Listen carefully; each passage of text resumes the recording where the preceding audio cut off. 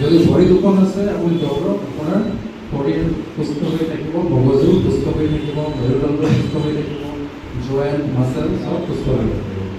And দৌৰাৰ বহুতো ভাল এফেক্ট আছে। আমি ভাবোঁ যে দৌৰিলে অকল হাৰ্টৰ কাম হয়, সেইটো নহয়। হাৰ্টৰ ষ্ট্ৰেংথ বাঢ়ে, লগতে আমাৰ মগজু মস্তিষ্কৰ বহুত কাম বাঢ়ি যায়। আমাৰ যেতিয়া মস্তিষ্কত আমি দৌৰোঁ, তেজ চলাচল বেছি হয়, মস্তিষ্কৰ বৃদ্ধি বাঢ়ে, মস্তিষ্কৰ আজিকালি যিটো